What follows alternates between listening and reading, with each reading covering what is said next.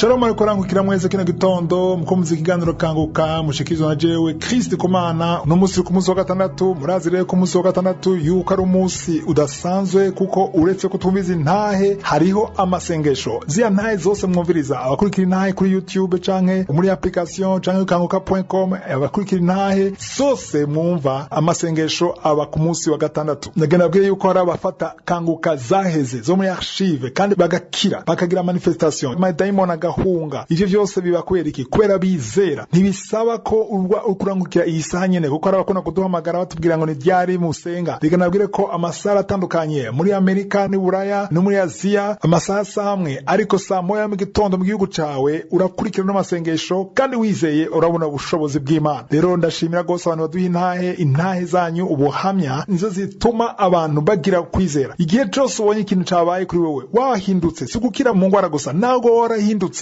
waravuye mu vyaha warakijijwe ushinge intahe utange ubuhamya kugira uheshe Imana icubahiro kandi ufashe abandi bameze nkuko wari usanzwe umeze ni vyiza rero gutanga intahe kandi abibuza ko intahe ziba imisi yose kuva saa 5 yo mu gitondo kuva ku munsi wa mbere gushika ku 5 ku munsi wa gatandatu ni saa moya hanyuma abumva igifaransa intahe ziraba no mwijoro kuva ku munsi wa gatatu saa moya y'ijoro gushika ku munsi w'Imana canke ku cumwero rero abantu bakunda kutubaza ngene baronka kanguka inzira ni zine ushobora gutereshaja application ya kanguka uciye kuri Play Store canke App Store wandika ijambo kanguka inzira ya kabiri ni guca kuri site yacu ariyo kanguka.com kanguka.com aho rero hari inyigisho zose hari ibiganiro vyose kandi no muri archive urashobora kubona inyigisho za kera inzira ya gatatu ni Facebook uciye kuri page ya Kristo Ndikumana hari amapage menshi cyane yitirira Kristo Ndikumana canke yitirira kanguka atariyo ariko y'ukuri ni imwe uzoyimenya yuko ariho nshira ibiganiro vyose mu Kirundi mu Gifaransa no mu Congereza imisi yose inzira ya kane ni YouTube mu Kirundi ni kanguka Kirundi inyigisho ndende zo ku munsi w'Imana canke icumweru ushobora kuzikurikira uciye kuri chaîne ya inyigisho za Kristo Ndikumana mu Gifaransa ni kuri kanguka France ndabibutsa rero yuko jewe atanayimwe nigera nishura ama message kuri Facebook canke kuri YouTube abagira ama commentaire kuko niho abasuma abajura kunda guca babasaba amafaranga canke babereka ingene babasengera kugira mu baha amafaranga mumenye yuko abo atara muri kanguka hariho nimero ntanga inyuma y'ikino kiganiro iyo nimero nayo niyo bashaka gukizwa canke kwihana ariko ushaka gusengerwa uviriza zino ntahe urabuhamya inyuma y'izo ntahe cyo dusenga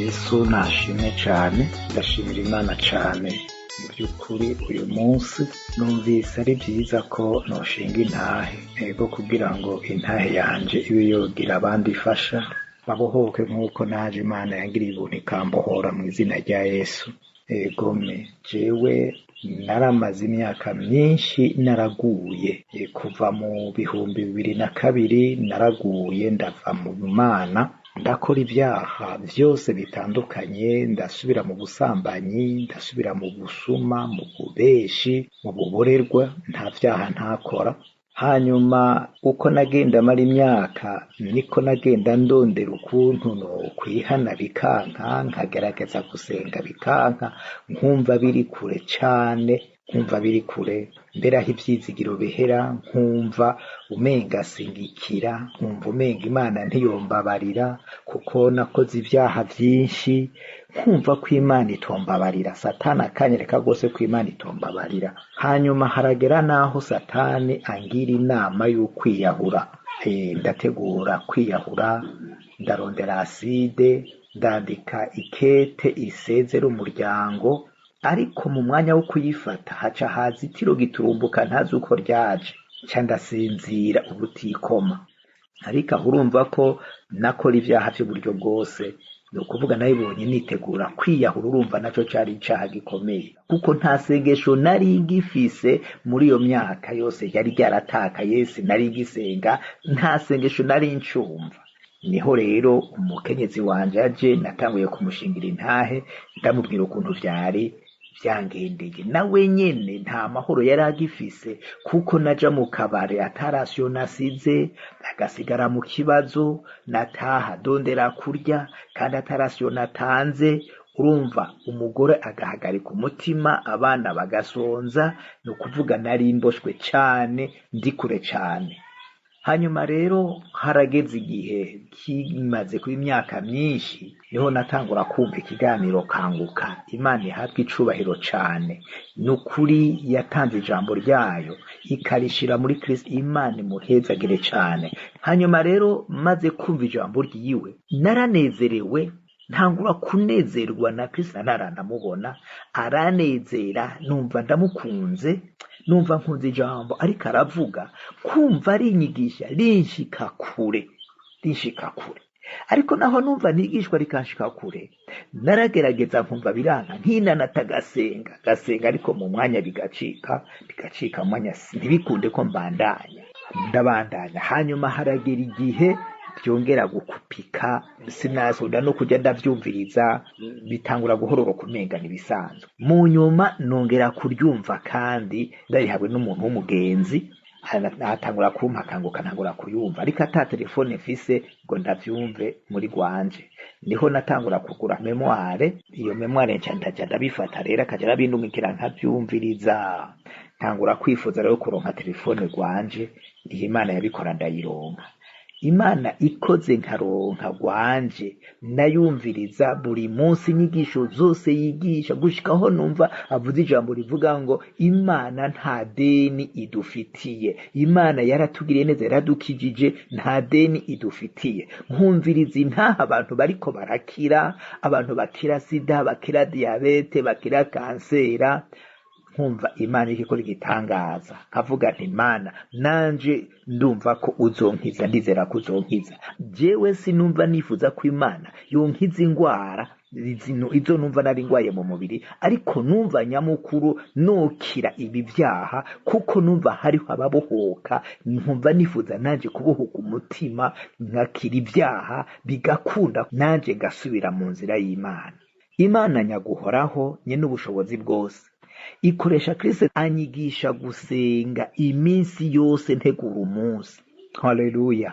Aranyigisha, numva umutima wanje n'ukuri wugurukiye gusenga Imana, numva ntanguye kongera gushuha mu mutima, ntangura gukunda Imana, ntangura kunezererwa ubuntu bw'Imana, ntangura kunezererwa urukundo rw'Imana, ntangura kunezererwa ineza y'Imana. Mu mutima wanje ndumva ndakunze Imana, numva ntangwe gukunda ijambo ry'Imana buri munsi. Rero buri munsi uko nyigishije numva rinezera, mfata Bibiliya nanje nkayiteramira ko ngasenga iminsi yose, umurango nijoro, ntangura kuguma nsenga. Rero nshimira Imana rero ko Imana yankoreye igitangaza uyu munsi. Haleluya. Imana yakoreye igitangaza uyu munsi, numva ishimwe ry'Imana. Nukuri sinarinzi ko umuntu yacumuye, yasubiye mu vyaha, yaraguye ameze nkanje, sinarinzi ko yosubira guhinduka, agasubira kumva itoto mu mutima, agasubira kumva ashima Imana. Imana nihabwa icubahiro, n'abaparteneri bamufasha mu gikorwa c'Imana ngo ubutumwa bushika imbere bukwire mw'isi yose. Nukuri Imana ibahumugisha kandi ikomeze kubafata mu mugongo. Egome nanje kuvaho numviye ubuntu bw'Imana sinduhuka n'ukuri gusenga. Nuko rero bene data, nta muntu adashobora guharirwa ivyaha agihumeka impwemu y'abazima, agiriwe ubuntu akumvira ijambo ry'Imana, akakira Yesu nk'umwami n'umukiza. Ndashinga intahe ko atanumwe adashobora guharirwa. Bene data, ntihagire umuntu azokumvira amajwi ya Satani avuga ngo ugeze kure ntiwobucihana, na ruhebwa yokizwa. Kuko nanje Imana yangiriye ubuntu nari kure cane, nibaze ko ata muntu yarameze nkanje mu vyaha. Uko biri kose, naho umuntu ashobora gusenga kumva umenga ntivyumva, kumva umenga biri kure, bandanya uko nyene. Uko biri kose Imana irakumva. Imana nihabwa icubahiro, yo yangiriye ubuntu butangaje. Imana nihabwa icubahiro, ndayishimiye cyane. Imana ndishirwe hejuru. Nuko nshinzi intahe, nshimiye Imana kandi nukuri n'abantu bagoma bafashe bategereje. Nukuri Imana ikomeze kubagirira neza. Imana nihabwa icubahiro. Iyo niyo ntahe yanje, kandi ikomeze kubahezagira no kuduhana umugisha. Shalom. Imana ibahe umugisha cyane.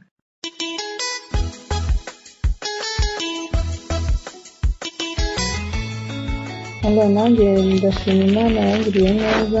Ndibuka ubwo Kristo avugaga ngo hariho abadamu babiri n'umugabo wari buze kuzaho hanyuma y'uko ari bumare gusenga.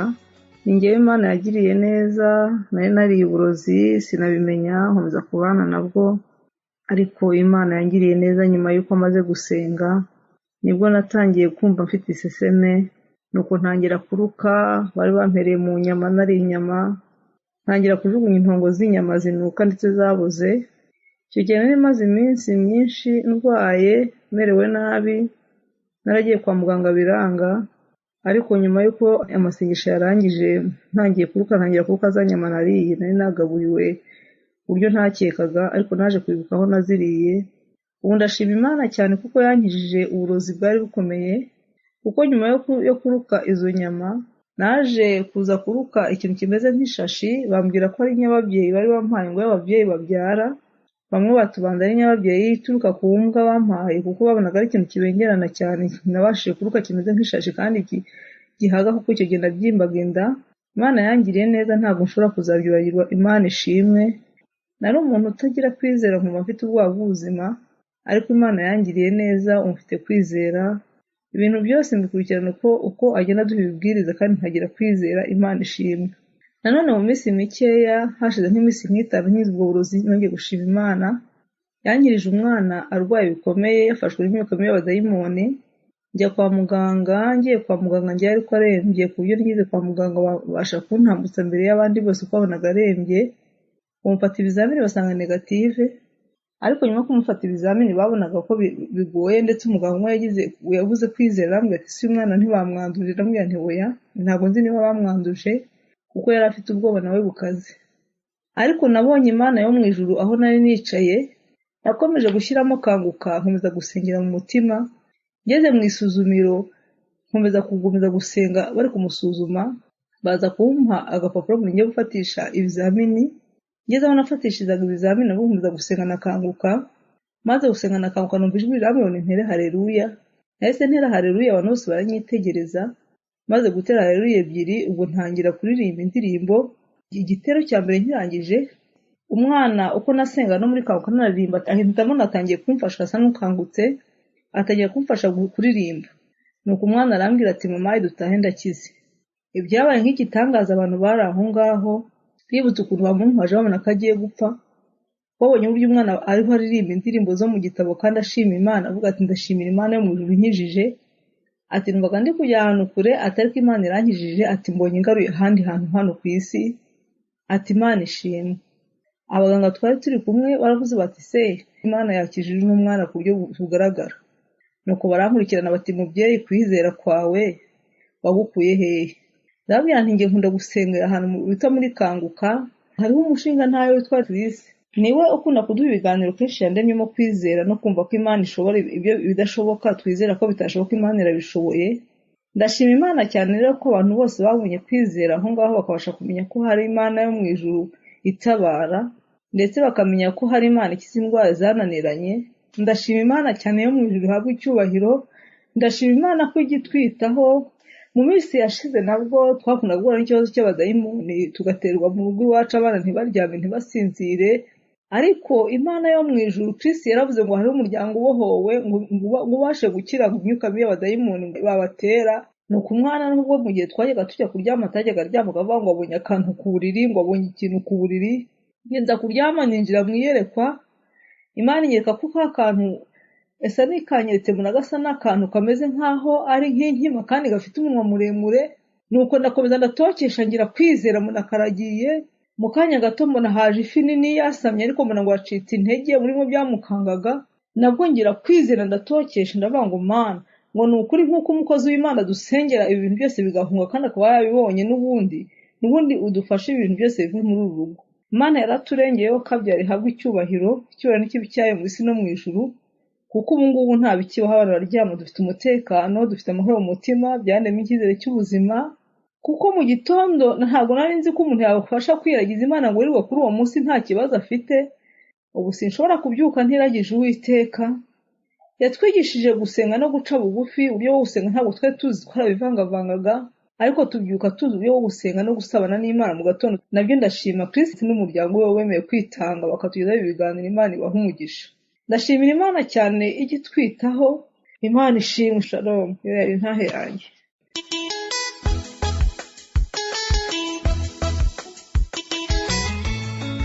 Shalom shalom, abo muri groupe Kanguka, nanje ndi umwe mu b'Imana yagiriye neza, ndi umwe mu b'Imana yabohoye.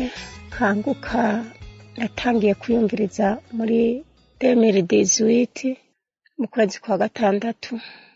Kanguka yanyigishije vyinshi, Kanguka yampinduyemwo vyinshi, Kanguka yanyigishije gusenga.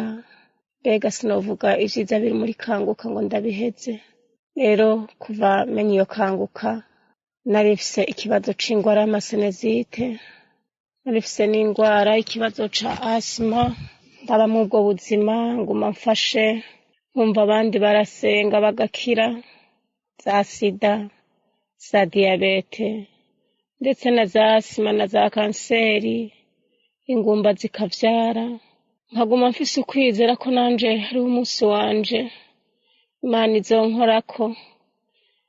Ego hagera muri uyu mwaka wa 2022 ndumva ko ndambiwe, ndaremba gose, ndaremba, asima irapanda, imiti y'ikirundi nkanywa, imiti y'ikizungu nkanywa, vyaranse gushika aho mpfa abana bakaratima marapfuye.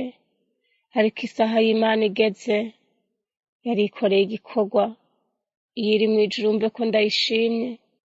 Nanje uno munsi numvise umenga noshinga intahe, ashinga intahe ivy'Imana yankoreye abana b'abantu batashoboye, nanje ubwanje ntashoboye. Asima yari yarantwaye amahera menshi, bakandangira ngo uyu muti ugurwa 50 nkaja kugura, bakandangira ngo uyu muti ugurwa 2000 nkaja kugura, bakandangira ngo uguze bijya binini ngo ucukira, ngo urarara uryamye. Ariko sinigera ndyama, nari narapfuye mbura uwumpamba. Bantu b'Imana ngire ndababwire, isaha y'Imana igeze na paracetamol ntayumira. Nari naraguze umuti w'ibihumbi, bari banciye 50. Ivyo 50 mba ndatanze nusu. Uwo muti ndawunywa ahubwo amadurere yaciye yongerekana. Ndabwira umwana wanje nti mwana wanje je wundi ahagaritse ivyo gusenga sinzosubira gusenga, nino umuti sinzosubira kuwunwa, nta n'ikintu na kimwe vyose ndabiretse, nta kintu na kimwe nzosubira gukora, ndindira umunsi wo gupfa. Umwana arambwira ati we mama, urya aho nyene urambiriwe niho ugira ukirire, woshaka woga umusenga. Ndabwira umwana nti mwana wanje jewe ndarushe, reka ndindira umunsi wo gupfa. Hari hasigaye aho nifuza nti notuma ngwara sida nkakira asima n'amasenezite. Nari mfise ikintu gihinda nk'imoto mu gatuza, cyahinda undi mwana kigahindura kikavuga nk'ifirimbi, nkaca mperaho nkakorora kugeza aho numva umenga ngire mpfe, nkuma nkagorora amaguru. Amasenezite yari yaranzibiye amazuru, zari zo kubagwa, zari zinjya zikanzibira. Narazivukanye ubu nkije imyaka 41. Mfise amasenezite. Asima nayo yandurukiraza mu 2016, ndayigumana ndayibana, izanwe n'ayo masenezite, naba mu bubabare butagira uko bungana. Ariko itariki 22 z'uku kwezi kw'icumi, Imana datanye n'ububasha n'ubushobozi, Imana dogiteri mukuru avura adasavye amahera, avura adapimye, yarankoze ko mu gitondo co kuwa gatandatu nari nabivuyemo ivyo gusenga, numvise umutima umenga usubiye kugomba gukumbura Kanguka. Hoye bantu b'Imana, nca ndumviriza Kanguka yo kuwa gatandatu izo tariki 10. Hari isaha 2 z'igitondo, vyari vyaseko mvyuka. Nca ndafukama mu gitanda, ndafukama sengana n'umukozi w'Imana, ntangira kumviriza intahe, ndumva babohotse. Nca sengana n'umukozi w'Imana, Kristo narakwigiye ko vyinshi Imana yagushizeho, ibona ko Barundi n'isi yose turushe. Narakize asima, numvise ibinyanya mu maguru umenga nguwiwe ibinyanya, ntangira kwayuza, ndayuza. Yo kumbe Mana warunkozeko, musi wanje warugeze. nahora numva abandi ngo barakira sinemera nari nabivuyemo ko hasima yanje kubera ariyo mu miryango nari narahiye ntije w'intayo zokira kumva abandi bakira izo banduye bisanzwe atari za karande nanje ndavuga nti Mana ndiyakiriye singikira ndindiriye umunsi wo gupfa bantu b'Imana hasima yica nabi ariko maze kubohoka mu buzima sinarinzi kurya urudagara ikintu cifi cose sinarya icisamaki sinarya ikigori sinakoza ku munwa kubera ndi umuntu ari buronka amakoto ya misi yose amamesa ndariye nacanja muri krize ariko guhera izo tariki zibiri ndambara isengere nkaja mu mvura nkaja mu muyaga ubundi sinaja mu muyaga sinaja mu mbeho mw'ivumbi sinazinga n'impuzu ngo ndazishire mu ivarize nacanja muri krize ariko ubu ndarya ibigori Mana Kristo ntaco tuvise twogukorera ntitukuze ariko tugusabira umugisha ubu narakize ndarya ifi ndarya ikintu cose co mu ruzi ndarya sinkorora Mana icubahiro n'amashimwe n'ivyawe uruwo gushimwa umve ku munsi shimye nkuzamuriye icubahiro n'amashimwe Mana warankoze ko nkuko wakora ku bandi nkavyumva warankijije ataco nguhaye warambohoye Mana icubahiro n'amashimwe n'ivyawe ubu ndi muzima uno musi biremeye ko mbikunda ngashinga intahe nari narabiteguye satani akanzanira ivyitwazo bigaca bipfa si ivyo gusa yarambohoye impwembu yo kwidodomba narabura kandi nkihebura nkaririra abantu ariko ubu mbuze ikintu simbwira umuntu niba ari uw'Imana ngira ngo indungitse akati mubwira urya muntu hari ikintu ashobora kugufasha niwe mbwira gusa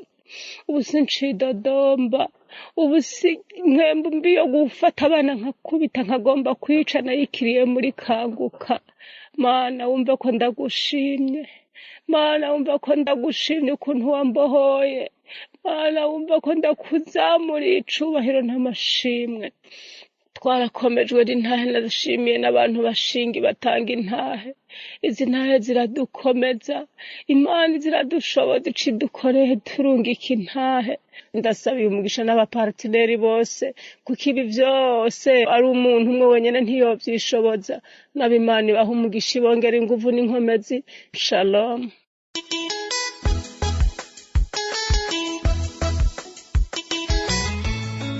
Frères et sœurs en Christ, bonjour dans le nom du Seigneur Jésus-Christ de Nazareth. Ce matin, je viens pour rendre mon témoignage. En effet, j'ai reconnu Kanguka par le biais du grand frère de mon épouse. Je suis ivoirien, résident dans une ville de la Côte d'Ivoire. Au départ, je ne savais pas que, en écoutant Kanguka, on pouvait cracher, bailler. Bene data muri Kristo mwaramutse mu izina ry'umwami Yesu Kristo w'i Nazareti. Muri kano gatondo nje gushinga intahe yanje namenye Kanguka biciye kuri muramwanje beau-frère ndo mu Ivoirien aba muri Côte d'Ivoire. Ubwa mbere sinarinzi ko mukumviriza Kanguka umuntu yoshobora kugira manifestation agacira akayura nivyo vyabaye igihe natangura kumviriza Kanguka. Mu nyuma narabohotse. Ubwa mbere nabohotse ku migozi ya karande igihe nashiramwe inyigisho mu biganiro vya kera archive. Hariho umufasoni wo muri Cameroon yari amaze imyaka 24 ans atararonka umwana. Igihe nariko ndumviriza intahe yiwe ubwo nyene ukubohoka kwanje kwaciye gutangura kuko nari nakozwe ko n'intahe yiwe. Uwo mufasoni yavuze ko yamaze imyaka 24 ans adashobora kuronka umwana ariko ko kubw'ubuntu bw'Imana yashoboye kuvyara. Ubwo nyene impwemu mbi yacitangura kwigaragaza muri jewe naho nabohotse ku migozi ya karande. J'ai baillé, j'ai toussé, je me suis roulé au sol dans tous les sens jusqu'à ce que même je rampe au sol comme un serpent. J'ai même aboyé comme un chien et l'esprit a dit je pars, on voulait le tuer, comment tu as fait pour le délivrer? Narayuye ndakorora ndikurumba hasi mu mpande zose gushikaho nyogomba hasi nk'inzoka naranakuze nk'imbwa. hanyuma iyo mpwemu mbi yavuze iti ndagiye twashaka kumwica wabigenjeje gute kugira umubohore. uko kwari ukubohoka kwanje kwa mbere. ukubohoka kwa kabiri narabohotse ku mpwemu yo kwiyahura. bene data ntivyari binyoroheye, sinari nzi ico nokora kuko nari nacitse intege. naridodomba cane kuko ndi umukozi wa leta muri Cote d'Ivoire, nkaba negereje kuba mu karuhuko k'izabukuru kuja muri retraite. sinari nshoboye guheza ukwezi nkifise amafaranga yo gutunga umuryango, sindanaronka n'inzu yanje.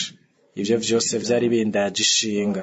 nari numva nshaka no kwiyahura kugira ndonke amahoro, ariko kubw'amasengesho ya Chris n'inyigisho ziwe vy'ukuri kwabaye ukubohoka kwanje kwa kabiri. narabohotse ku mpwemu yo kwiyahura. rero igihe nariko ndabohoka, iyo mpwemu mbi yambwira ngo ntore inkoho nirase niyahure nayo. kubwo buntu bw'Imana narabohotse ku mpwemu yo kwiyahura. ukubohoka kwa gatatu ni umuvuduko munini w'amaraso, hypertension arterielle. impwemu mbi yashaka kandi kunyica biciye ku muvuduko munini w'amaraso, hypertension. era aho nashika i Abidjan, igihe nariko ndasengana n'abana banje hamwe n'umufasha, inyuma y'amasengesho yarasubijemo audio ya Chris. Pendant qu'on écoutait, j'ai reçu une parole qui dit qu'il y a un monsieur qui est délivré de la tension. Aussitôt j'ai saisi cette parole et j'ai crié, je suis délivré, je suis guéri au nom de Jésus-Christ de Nazareth. Bien avant, j'ai été diagnostiqué, frère et sœur, de la tension qui était de 19 quand j'étais à l'intérieur du pays. Je n'arrivais même pas à croire. igihe twariko turumviriza naronse ijambo ryavuga ko hari umugabo abohotse ku muvuduko munini w'amaraso, hypertension. ubwo nyene naciye nakira iryo jambo, hanyuma naciye nkoma karuru nti ndabohotse, ndakize mu izina rya Yesu Kristo w'i Nazareti. imbere yaho bene data bari batoye ko mfise umuvuduko munini w'amaraso, hypertension, wagera kuri 19 igihe nari hagati mu gihugu. sinashobora no kubitahura. rero ni mu gihe nashikiye Abidjan kwivuza, sinari bwatangure no kwivuza. igihe twasengera muhira nuko nabohotse. bukeye bwaho, igihe nagenda kwivuza, igihe umuganga yapima tension yanje, aho gutora 19 nasanze fise ibiharuro 13 n'ibice bitanu, 13,5. umuganga yambwiye ati mushinga ntahe mumeze neza. nuko naciye ntaha muhira. hanyuma ukubohoka kwa nyuma narabohotse kuri izo mpwemu mbi zose z'abadayimoni. Quand j'ai quitté, ces esprits se sont manifestés plusieurs fois. J'ai rampé, tourné pendant près de 2 heures de temps. J'ai craché, vomi. J'ai même fait des gaz. Les esprits m'ont dit cette fois-ci, vomis-nous, on va partir pour qu'on soit libérés. Vomis-nous pour une dernière fois, faites-nous partir, on est fatigué de tout ça. Toujours on veut te tuer, mais il y a le feu, on veut partir. Vomis-nous, on va partir. Et j'ai fait des gaz. igihe numviriza Chris, izo mpwemu mbi zarigaragaje kenshi. naranyogomvye hasi, ndazunguruka nk'amasaha 2 yose, naraciriye amate, ndadahwa, naranasohoye n'amagaze guhema. izo mpwemu mbi zaravuze ziti, ubuho n'utudahwe duca tugenda, dusohoke tuvemo, tudahwe ijyanyuma, twirukane, turarushe n'ivyo bintu vyose. twama dushaka kukwica, ariko hariho umuriro dushaka kugenda, tudahwe duca tugenda. hanyuma nacengira n'amagaze. ndababwira neza ko inyuma y'imisi 2 naradashwe. none kuva uwo munsi kubw'ubuntu bw'Imana narabohotse ku bintu vyose vyerekeye ingwara. kuva uwo munsi ndafise amahoro mu mutima, sinkigira indoto mbe aho nama mbona bapfuye, sinkiciye dodomba. nagomba kurangiza mvuga ko kuva imyaka 24 nkora mfise akazi. muri uyu mwaka w'ishuri année scolaire sinigeze nsaba ideni kuvyerekeye amashuri. narashoboye kurihira amashuri abana banje, kandi ndacasigaranye amafaranga kuri jewe. kubw'ubuntu bw'Imana biciye kuri Chris, ubu ndaziganya kandi mbayeho neza. Shalom, ndashinze intahe mu izina rya Yesu. Amen. Par la grâce de Dieu, par l'intermédiaire de Christ, j'économise maintenant et je vis bien. Shalom, j'ai témoin au nom de Jésus. Amen.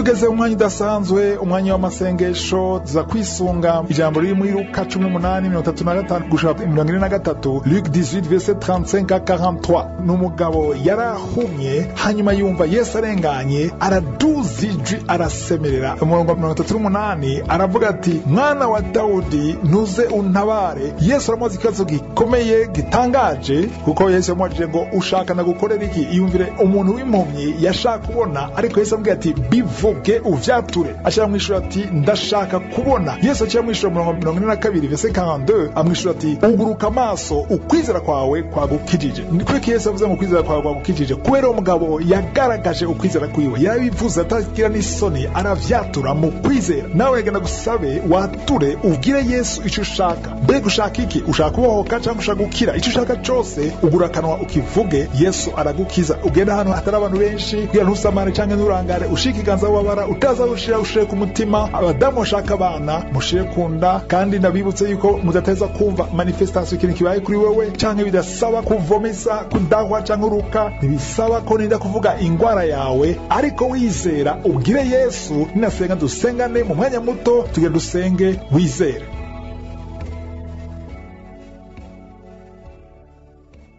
Twongeye kuza imbere yawe duciye bugufi. Imana ushobora byose, uri Imana ya Abrahamu, uri Imana ya Isaka, uri Imana ya Yakobo. Uvuga rimwe bikaba, iyo wugaye ntawugurura, iyo wuguruye ntawugara. Turagushima ku majambo twumvise, turagushima ku ntahe twumvise. Ndakweretse abariko barasenga nanje mu kano kanya, ndakweretse abafashe kunda, ndakweretse abafasha bababara, ndakweretse mu mpande zine z'isi. Uratuzi, tuje imbere yawe, wamaze kumvana n'amajambo, imbere yuko tuvuga wamaze kuvyumva. Turashima ubushobozi bwawe. Uri El Shaddai, uri El Gibor, uri Adonai, uri Elohim, uri Sabaoth, uri Imana itananirwa. Iyo uvuze biraba. Mana ndagushima ko namaze kuvuka muri amasengesho. Ndasengeye umwana wese yavuze muri amasengesho, ndasengeye abana bari mu nda, umumama wese afise umwana mu nda mukano kanya, shika iganza kunda mu izina rya Yesu. Urakoze Mana, urakoze kuri ya mwana ari mu nda, bamubwiye ko afise ikibazo ca trisomie 21. Ndatuye ubuzima, uriya mwana zovuke neza, yakize iyo trisomie 21 ihunge mu izina rya Yesu. Wowe ufise uwo mwana, tanga urushime, ugurura kanwa ushime ko umwana zovuka ari muzima mu izina rya Yesu. Ndasambuye impwemu ya fausse couche, impwemu ishobora gutuma agira umwana ava mu nda imbere yuko avuka, ndayisambuye mu izina rya Yesu Kristo. Urakoze kuri Imana yumva, urakoze kuvyukura kora, urakoze kuri kuragendera, urakoze ku deliverance ukora mu izina rya Yesu. Urakoze kuri ya mudamu bohoye, yamara ko arakoma induru mwijoro. Iyo uryamye urakoma induru, hari igihe urahaguruka ukiruka uvuye mu gitanda, iyo mpwemu igutubra, iyo mpwemu iguturubika, ndayitegetse ihunge mu izina rya Yesu Kristo. Akiri kubohoka. Haleluya. Izere biraba nkuko wizeye. Byature nimba ari wewe, tanga urushime uti Imana gushima ko mbohoye. Ugiye gutangura gusinzira, ugiye gutangura gusinzira n'amahoro menshi, amahoro ya Kristo, amahoro isi datanga, Yesu wenyine atanga, abe muri wewe mu izina rya Yesu. Urakoze kubantu kurabohora uriya mugabo amaze igihe ko arafata, wagerageje guhagarika itabi bikanka, akiri kubohoka mu izina rya Yesu. Yesu arakubohoye, iyo mugozi w'itabi ucike uno munsi. Mana gushima kuri ya mukobwa ubohoye, aboshwe n'urumogi, ari umukobwa kuranyumviriza aboshwe n'urumogi mu izina rya Yesu. Akira deliverance mu izina rya Yesu. Urakoze Mana, urakoze kubantu kuragira neza, urakoze ku bushobozi. Hari umuntu yumva ubushobozi, yumva ikintu kiyo kiramuremera. Urakoze kuri ya mudamu aguye hasi abohose mu izina rya Yesu. Wowe uguye hasi, uri hasi, ndabwiza mpwemu ziri muri wewe, soka mu izina rya Yesu. Nta bushobozi, nta burenganzira mufise bwo kuba muri uwo mubiri. Soka, soka, soka, va muri uwo mubiri, va muri iyo nzu ya mpwemu yera mu izina rya Yesu. Urakoze Mana kumubohoye, ndagushima kuri ya deliverance mu izina rya Yesu. Haleluya. Urakoze kuba no kurabohora. Ari umuntu akoranyumviriza afise ibiheko mu nzu, ndagenda gusabe ivyo biheko ubisore, ubiturire, ubitwike mu izina rya Yesu. Ubushobozi bwose biri mu biheko bushe butwikwe. Urakoze Mana kumubohoye. Mana ndakweretse abadamu bose bashaka uruvyaro, bafashe kunda mu kano kanya. Wewe ushaka uruvyaro, ushaka kunda wizere. Hari abadamu ko aragendegwa muri kano kanya, hari umaze imyaka 7, hari umaze imyaka 9, wewe umaze imyaka 9 nawe umaze imyaka 7, mwizere. Fata kunda mu izina rya Yesu Kristo. Wewe ukurasenga n'umugabo wawe, umugabo wawe gushira amaboko kunda, au nom de Jésus. Wewe umaze imyaka 11 atamusi n'umwe nashobora gusama, umaze iminsi iminsi usenga, umaze iminsi wisonzesha wiyiriza, Yesu arakugendeye. Urakoze Mana kumugendeye muri kano kanya. Ndagushimira kuri uriya afise umwana amaze imyaka 13 byaranze ko sura kuronka urundi ruvyaro, ariko Yesu arakugendeye, akira ubushobozi, ugiye gusama vuba, uzushinga naye kubw'icubahiro candiho. Urakoze Mana ko yari ya mudamu abohotse na karande amaze gusama incuro 4 kane kose usama, igihe cyose usama inda zivayo zitarashika n'amezi 3, ariko uno munsi umugozi uracitse, ugiye gusama umwana umuhungu azovuka ari muzima. Urakoze Mana kumugiriye neza, urakoze ku bantu uriko urakiza umwana wese tuko turazengana, ufata ubabara wizere. Yesu arakugendeye, wewe uriko urasengana nanje mu kano kanya, hari umwana akize afite ibikomere mu kanwa, mu izina rya Yesu akiri gukira unondo Yesu. Hari uwundi mwana afite ikibazo cyo guhema nabi, Yesu aragukijije. Urakoze Mana ku bantu kuragendera. Hariho uwundi mwana afite ikibazo cyo kudasinzira, igihe cyose uryamye ahuguma uvyuka mwijoro, mu izina rya Yesu yo mpwemo ihunge akiri kubohoka mu izina rya Yesu. Urakoze Mana, urakoze. Hari umuntu akora umusonga ikote y'ubamfu y'ubumoso, uvumengo kirikirika gucumita, Yesu aragukijije. Nagira saba no kwese dushime ku bushobozi. Hari benshi barabohoka, hari umuntu afite ikibazo cyo kukaba amaraso, bamara gukora gutera amaraso transfusion, Yesu aragugiriye renouvellement y'amaraso mu izina rya Yesu. Urakoze Mana kumugendeye. Hari umuntu akize hemorrhoide, maze igihe kinini urwaye hemorrhoide, Yesu arakugendeye, baramaze no kukubaga, ariko kuva uno munsi hemorrhoide Yesu arayigukijije. Ndashima Mana kuri ya mugabo akize afite ikibazo cya insuffisance renale, urakoze kumukijije. Hari umuntu akwaye umugongo ariko arabara cyane umugongo, urakoze Mana kumugendeye. Hari abantu barakira umugongo, wewe urwaye umugongo, izere, shira ikiganza ku mugongo aho kurabara mu izina rya Yesu. Mana urakoze kuri ya muntu kije amaso, wewe urwaye amaso, shira ikiganza ku maso wizere mu izina rya Yesu. Ndagushima kuri ya muntu akize tumeur au cerveau, urakoze kumugendeye, urakoze kumukijije mu izina rya Yesu. Wewe ufite ikibazo cya nerf sciatique, shima Mana kumukijije. Urakoze Mana kuri nerf sciatique akize mu izina rya Yesu. Urakoze kuri ya muntu afise ijwi ryagiye udagishobora kuvuga, tangura ugura kanwa uvuga uti Yesu uri umwami, bivuge n'akanwa kawe uti Yesu uri umwami. Urakoze Yesu, urakoze Mana kumugendeye. Hari abantu 3 bakize diabete, umwe n'umugabo abandi n'abagore 2. Nimba ari wewe urwaye diabete, shika ikanza ku mutima wizere ko Yesu agukijije. Wewe ufite ikibazo cy'inkorora, ukorora hakaza amaraso, tangura ushime ko Yesu agukijije. Wewe ufite ikibazo cya hypertension, Yesu aragukijije mu izina rya Yesu. Hari umuntu afite ugutwi kutumva kumwe, kutumva na gatoya, akiri gitangaza cawe. Urakoze Mana ku bantu bose ukijije. Sinshobora kuvuga abantu bose, ariko nubwo ntaba nakuvuze, nubwo ata manifestation wawumvise, tangura ushime, twese mwe dushime. Shimwa Mana kubitangaza, icubahiro cyose kibi cawe. Ni mu izina rya Yesu dusenze twizera, amen.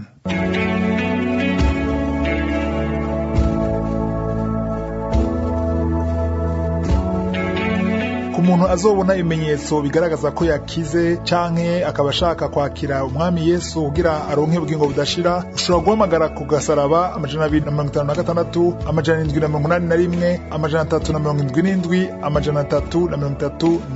337 plus 256 781 377 337.